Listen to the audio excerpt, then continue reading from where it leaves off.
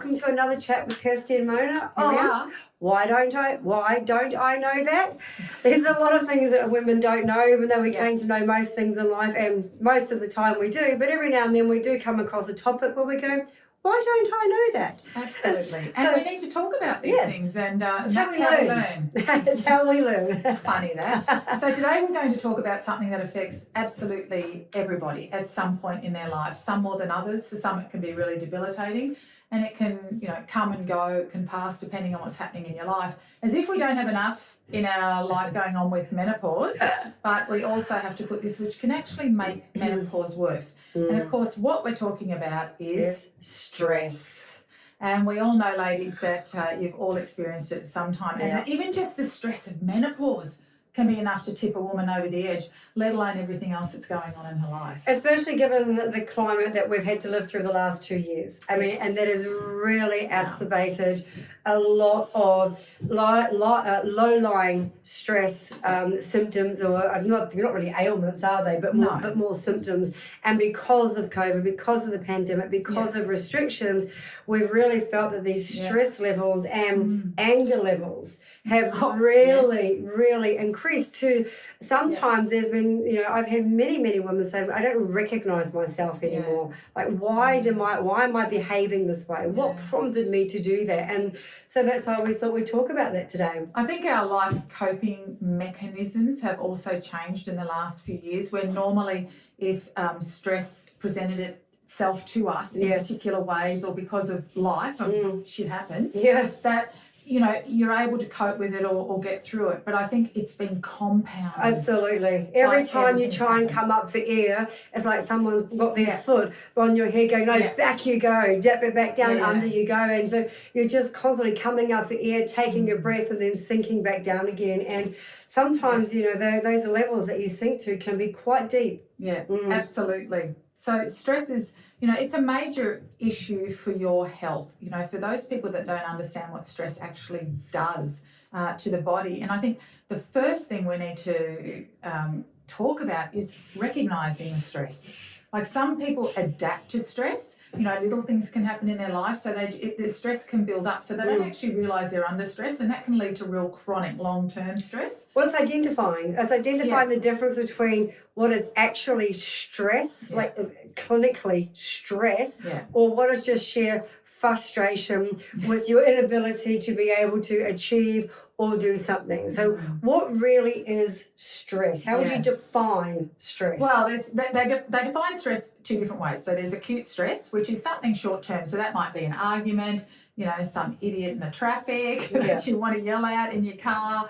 And that acute stress is stress that will pass. That is short-term. So something's going on in your life and it's only going to last for a period of time. Also frustration in a way. Absolutely. Frustration. Yeah, you can put that all in the same umbrella. And then, of course, you've got chronic stress. And chronic stress is where something is going on in your life that is going to affect you long-term, where it's going to have a debilitating effect on your health, which means, and it might be a health diagnosis. It might be the passing of your partner, a loved one. There's so many things that can contribute to chronic stress that creates then these chronic health conditions, and that really means that it's going to be debilitating in your life for a long period of time. So before we get on to the actual symptoms of stress and what it does to the body, I find a lot of women tend to say when they're stressed, but stress also makes them depressed, and I find that depression and stress very often go hand in hand.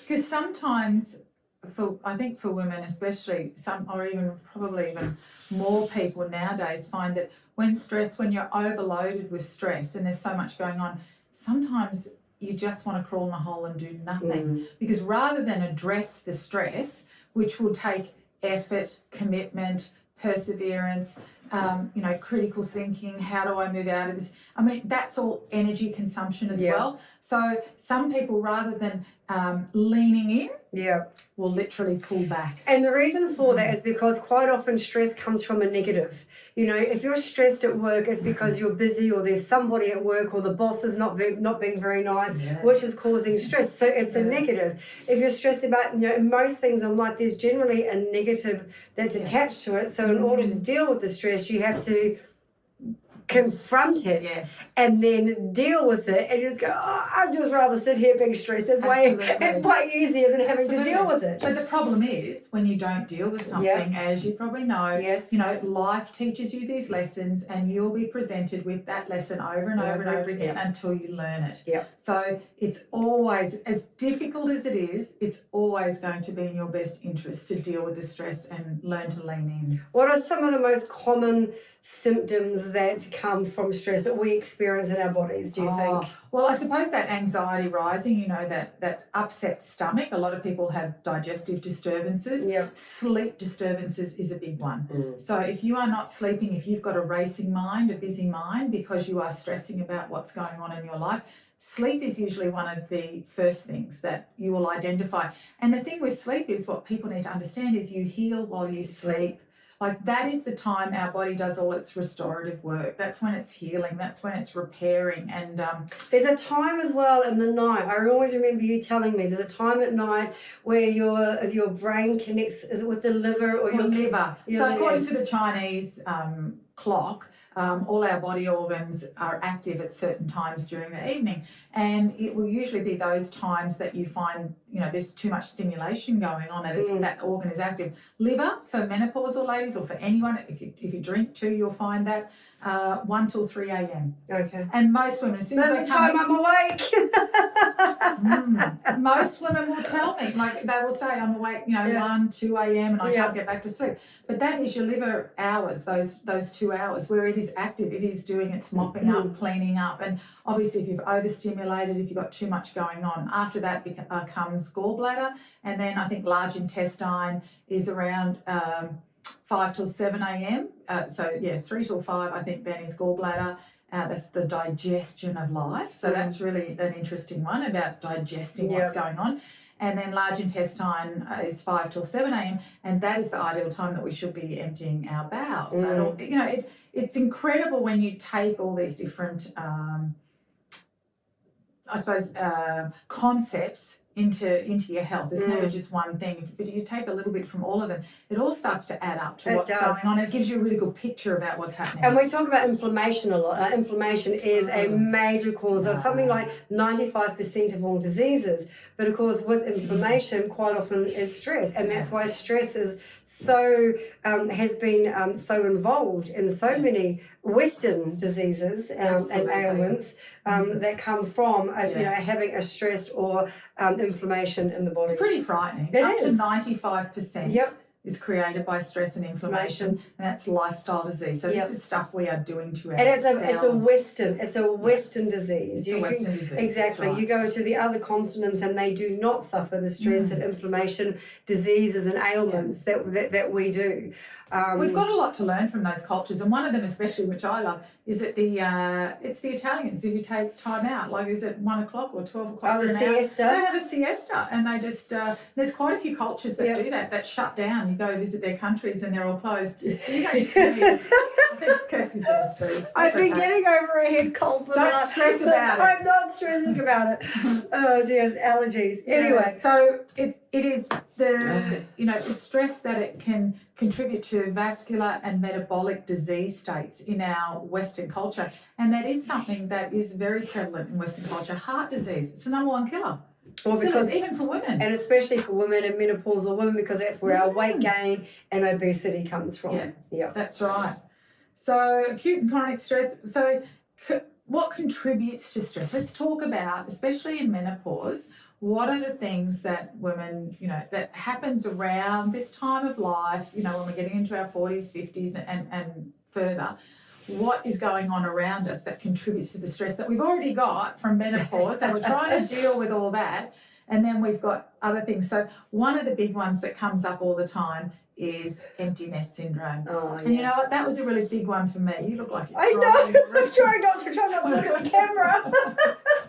But there's obviously some wind in the air and my eyes are going. Right. I'm just going to wipe it. But emptiness syndrome is a massive emotional transition for women, and I know it was huge for me having 3 kids and having one leave home, another first one leaving home, all right, okay, take a deep breath. I still had 2, so it was okay. Then another one left, and then the third one left, and it's like all of a sudden, especially because if you don't have a partner as well, if you have someone to share with, I think you're still going to have the emptiness syndrome, but it may not be as painful. But I think suddenly finding yourself alone in a home, yes, without the noise is, the silence is deafening. it is. That's where that comes from. I went through it. I went through it just 18 months ago when my son, he left home, and he left home really suddenly. It wasn't part of the plan. He was just going to house sit for some friends for a little bit, and he was helping a friend out, and the friends were like, "Why don't you stay on?" He goes, "Oh, Mum, I'm not coming home." And I was like,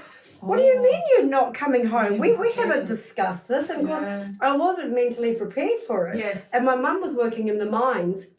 Doing all the reservations for the camps up there. So she worked 2 weeks on, 1 week off. So that was kind of okay. I'd have 2 weeks, and when she came back for that third, I was like, oh, okay, I've got someone in the house again. And then she would go away, and then she went and brought a unit. And then all of a sudden, within the space of 18 months, and I was in a big house at the time. And exactly that. It was the silence. It was just, I felt like, everyone would come to work from 9 till 4. There's all this chitter chatter. My house could be like Grand Central Station some days from 9 till 4. And then all of a sudden, it's just like this mass exodus. And it's just like, where did everybody go? And that leads on to the next thing, where there's a difference between being alone and loneliness. Yes. So when, that emptiness hits, and, most people, I suppose, are comfortable to an extent in their own company, and that's fine for a while, where being alone, it's always good to have that time out on your own. But when it comes to being on your own and then finding yourself in the depths of loneliness and what it is to be truly alone, and I suppose that's where, as women, maybe we're a little bit better than men. We do reach out, although men, gather at the pubs or play golf or do what they do. But I think it's really important. There are a lot of women, and I know a lot of my friends who are single too, are basically all sitting alone at home every night. Well, that's why I got Molly. Yes. I got Molly. Once I moved, I was kind of like, I like being on Molly's my own. The dog. Yeah, Molly's the dog. I'm happy being on my own with my own TV and my own remote, and being able to, clean house and not having to pick up after anything. So it wasn't so much, I didn't feel loneliness, but I just kind of felt like I was just missing that companion. Yeah. So now I'm the raving lunatic woman who talks to. We all talk to our pets. Like a child. I found myself carrying my little dog this morning, who I inherited from my mother, who's gone into aged care, carrying her like a little baby. And I go, oh my God, stop it. I pick her up and I pat her bum like a baby, and it's like, stop it, Kirsty. Oh dear. Yes, it's anyway, Mother Nature that does that. All right, back to stress, or else we'll start talking about our dogs for the next hour. Maybe that'll be another chat. So emptiness. And the other thing from that is too, for some, emptiness. So if you've got kids who are then going off to get married, and then they've got children, you're a grandparent, so you've got that separation from family as well, so it can make you feel more separated and more alone. Work-life balance. I suppose at this point in life too, a lot of women are still working. Yeah. So, the stress of trying to find that balance of going, all right, well, how much do I have to work? How... Well, I would suggest that really the biggest stress that women in their late 40s and 50s, their biggest stress is finding another job. So if you don't like the job that you're in, for example, if there's problems in that job, or let's just say you've been in that job for maybe 5, 6, 7 years and you want to change, the horribility is it is ageism. We pretend that it doesn't exist so much with women, but it absolutely does. So then trying to find another job at that age, or even if you're, as goodness, it's even worse if you're in your late 50s, because you're closer to retirement. Absolutely. You almost are virtually unemployable. And so therefore you end up being stuck in a job because you can't get out of it just simply because of your age. And that is quite a common stress level in women of that age. Oh yeah, because that starts tapping into your level of self-esteem and your confidence, and that's probably explains why women, middle-aged women, are the biggest percentage of entrepreneurs starting up new businesses. They become really innovative and adaptive, and think, okay, I can't work for someone, so I'm going to have to create this myself. Well, also women are still, really responsible for 50% of the mortgage and bills and everything else. So, they have to be If they want to, if they want to change, they have to create that change themselves. Many years ago, I had a business where it was a cafe and a cooking school many years ago, and I actually preferred to hire middle-aged women who had a mortgage, had responsibilities, because I found with them, they would turn up every day. They had initiative. They would go out of their way. They loved to be working, whereas the young people would, not turn up because they had a hangover or something. Well, Bunnings did that. Could always rely on women. Bunnings did that about 10 years ago for that exact same reason. Yeah. And they called it, was it the grey-haired brigade or the grey-haired army? Or I don't know, as we're going through menopause, we're not at that age, but it's just one of those things where we have more life experience, we're more reliable in a workplace. You bring so many skills to the table. Yeah. I think a lot of employers forget that. Yeah. Anyway. So loneliness, being alone, elderly parents. So some of us are looking after. So I am. In my case, I help out with my elderly parents who are not together. So that's two separate things. It's not one household, but two, and the transitions that they are going through. So that can bring on stress too with their health issues. So your mum had a fall recently in the driveway. It was a nasty fall. It was awful. She just had another fall in the shower apparently the other day. Didn't tell me. So So I didn't want to stress me. And that's what parents do. That's what parents do though, especially the older generation. They don't want to bother anybody. Yeah. They don't want to bother their children. Yeah, so anyway, and that's it. So that's another stress because you're thinking about them and making sure you have to call them and check that they're okay. Sex. Depends how you look at that. A massive stress for some people. Yeah. If you're not getting it, if you are getting it, if you're not happy who you're getting it with. All of that. Or the other thing that we find too is women who, who want to have sex but are having issues because of hormone problems, because of menopause, who are finding things like vaginal dryness really difficult to, have that because the body is not producing its self lubrication. Absolutely. And therefore sex then becomes painful. It tears the skin. Then and that becomes stressful for that relationship. Absolutely. Yep. And then you start to get scared, apprehensive when you know that sex is on the table, because it's not just the act itself, it's everything that follows it. And as women, we tend not to not to say anything. So, but it is definitely quite common. Yes, it is more common, and something that a lot of women actually don't speak about enough, especially that. Yeah. Well, it's that common. I made a product called Menofem, which we'll talk about in another podcast, but for exactly that, to deal with vaginal dryness during those perimenopause and menopausal years. So you can go to the website and look that one up for more information. Yeah, get your mojo back. That's a good one. Sleep, we dealt with illness. So that's another thing, that can cause a lot of stress if you are diagnosed with anything, especially in menopausal years, how you've looked after your body, and then, something may come up for you, and that can create a lot of stress. And the problem is when, again, because stress, creates inflammation by releasing adrenaline hormones, cortisol, adrenaline, noradrenaline, all these things then create inflammation in the system and then make it worse. Yeah. Well, we talked about hair loss last week, and stress was one of the things that we talked about. Definitely. It just That's right. Really does. And then that affects your digestion because stress shuts your digestive system down. So when you're under stress, your body can't cope with the release of all those hormones. So it can only do one thing at a time. So it shuts things down that it doesn't need, which is your digestion. The problem is then when you're stressed, a lot of people reach for a drink, reach for chocolate, fast food, anything that's going to give them a really quick fix of feeling good. Unfortunately, then that has detrimental effects like weight gain and constipation and diarrhea bloating, and it's a merry-go-round. It's literally a merry-go-round, and it's just at what stage you get on and off it, but you just seem to just keep going round and round and round. Yeah, exactly. Exercise. That's usually the response that we get, isn't it? Exercise. If I hear one more person tell me that exercise fixes everything, I'll scream. But the fact of the matter is, it nearly does fix everything. So When we say exercise, that I've now come to terms, yes, walking is exercise. Yeah. Taking Molly up to the park is exercise. Whereas yes. I think back in the day when someone said, you need to exercise 20 minutes, half an hour a day, we imagined flogging ourselves at the gym, doing a high cardio or boxing or the rowing machine, all the things that, we really didn't want to do.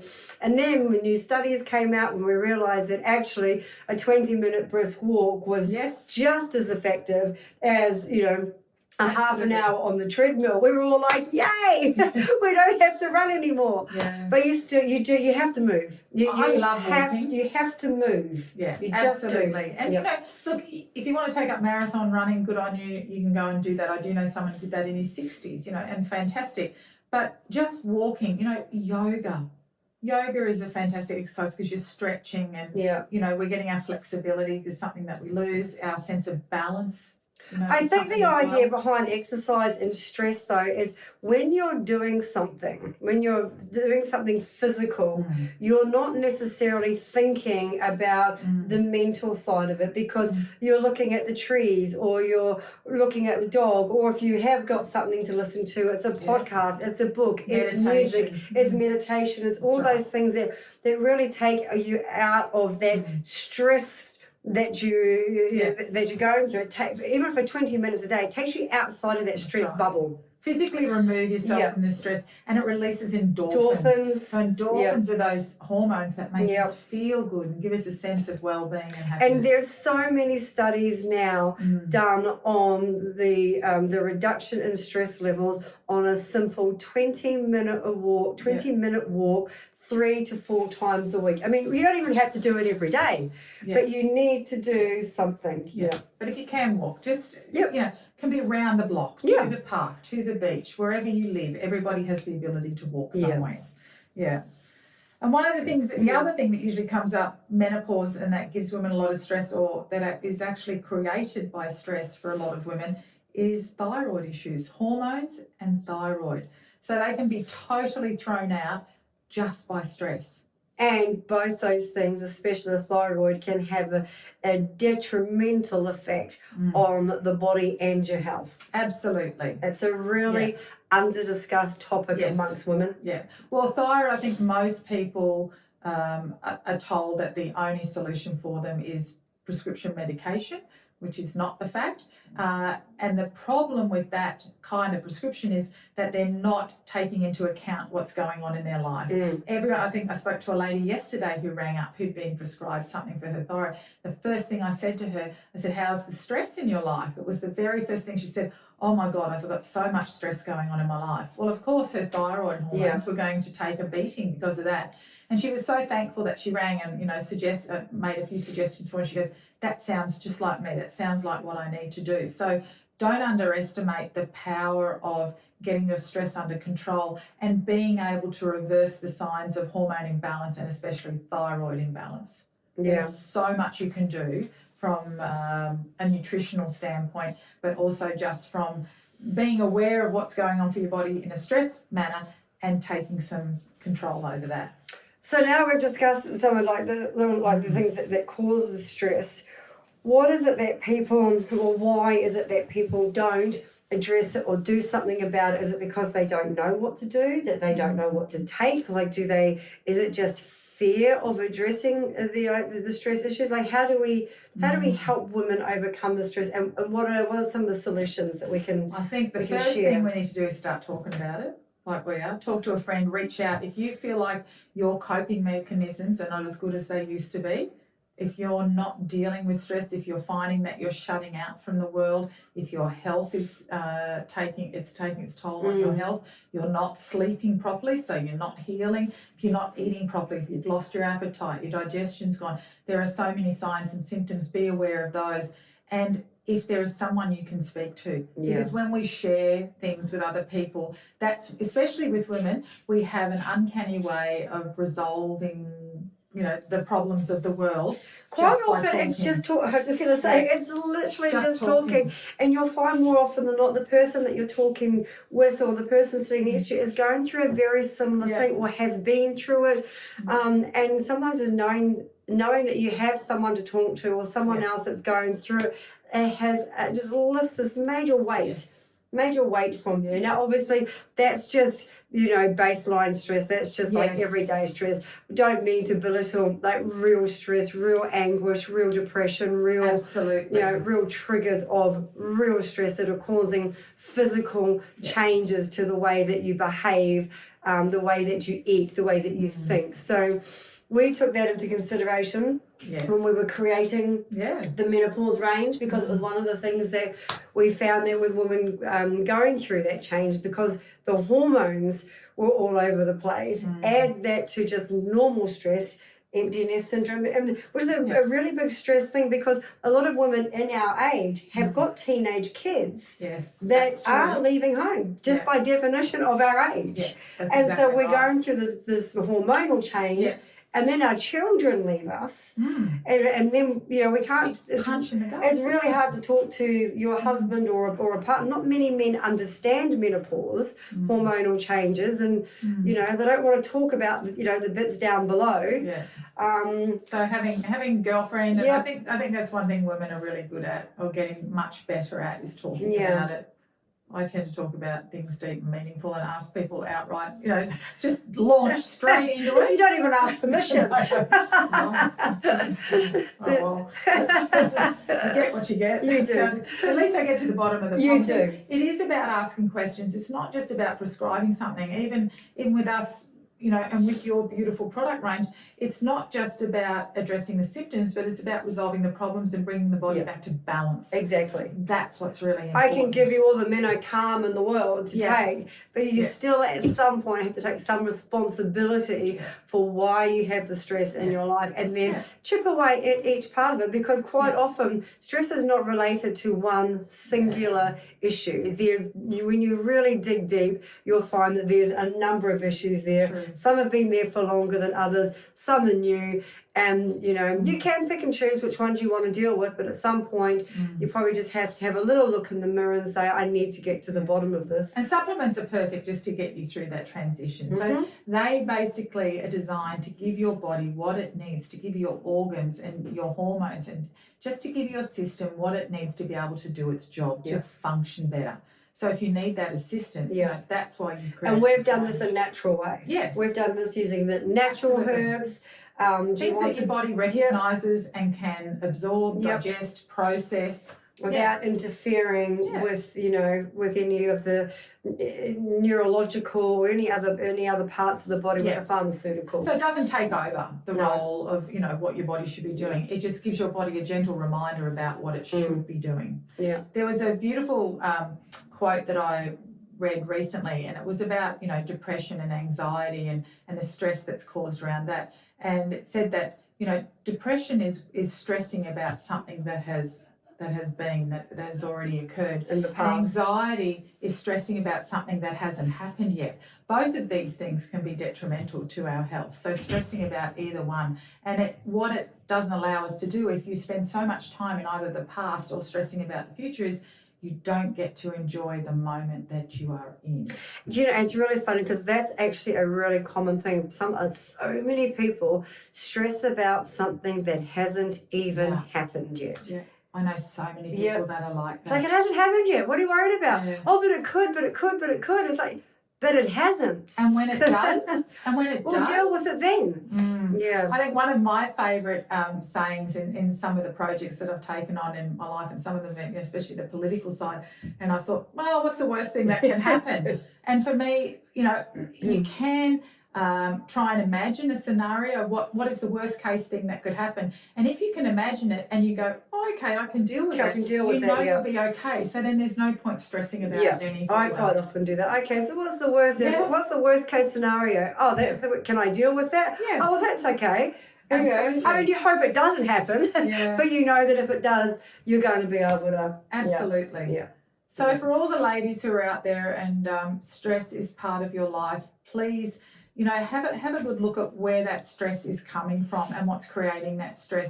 Is it something short term or is it long term? And if you're not coping, reach out and speak to somebody about it. It's really important that we start talking about, how we can resolve those things. And maybe, you do need to look at taking up some movement, going for a walk every day. Maybe you need to put on some music and have Buy a a dance puppy. around. I absolutely Buy a puppy. recommend buying a puppy. Yeah, I like music. Music Yeah. for me is a great de-stressor. I love putting on, I'm I still have a collection of CDs. Yes, I'm very old Do school. you really? Yes, I do. And a CD player that works. Yes, I do. That's Because gold. I love it. And you know why? Because for me, music for me is a story. So a CD tells a Yeah. story. So I'm that very old school Yeah. person. But for me, that's my stress relief. Yeah, So I get it. whatever it is, find what it is that can remove you from that stressful situation, even especially if it's something that's around you for quite some time, that can remove you, even if it's for an hour, to listen to music, meditation, go for a walk, do some yoga, catch up for a cup of tea with a girlfriend, cook Anything. something. Anything. Yeah. Yeah. Just remove yourself. Yeah, Yeah. absolutely. Mm. And try and be grateful for what you have around you in the world that you live in. And hopefully the world will be a less stressful place, because right now we don't need to add to what's happening in our world around us. No. All right. Well, I think we've kind of Well, I hope everybody learned something they didn't know. That was the whole point. I hope you learned something that you didn't know. That's right. Which is always part of an educational process with us. I always learn things every day. Especially because we never know what we're going to be talking about. All right. Well, anything else? No, I think that wraps it up. And remember, reach out. If you don't have anyone to talk to and you need to get some advice about stress, or you want to be pointed in the right direction, or you want to chat about the range of supplements that could be very specific for you, we are always here for you to speak to. You can email us, info@natureshelp.com.au or hello@natureshelp. You can also message us through Facebook Messenger, or just simply phone direct. And we're always happy to be that voice at the end of the phone. We are. Okay, have a beautiful day, ladies. Bye. Cheers.